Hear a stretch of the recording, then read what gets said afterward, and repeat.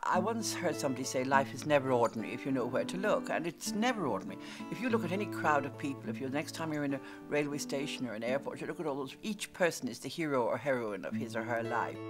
Well, Maeve was larger in life. Maeve was a good friend. Maeve knew everybody, and we met over her first book, Light a Penny Candle. I read that book on the jitney bus out to Long Island, and I started to cry at the end, and I knew that I had to publish Maeve Binchy.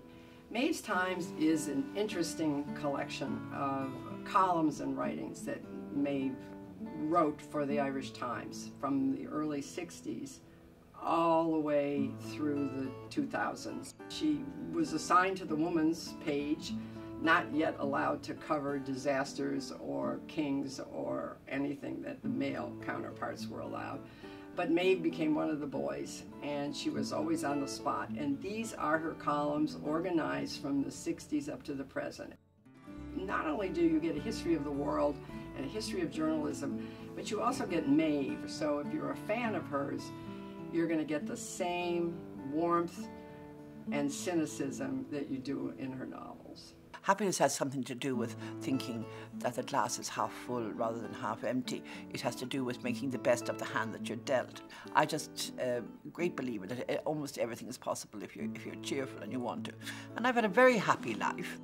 I worked on so many of Maeve's books as an editor, and I got to know her so well through email and talking and visiting, that I felt that she was sitting and watching us as we were putting this together.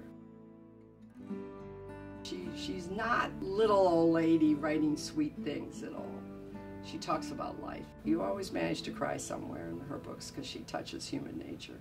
And Maeve's Times will prove it over and over again. But it's up to you to make the opportunity for yourself. We're only here once, and it's really up to us to make it as good as it can be. And I'm always very admiring of people who do that. And in my books, the heroes and the heroines always do that.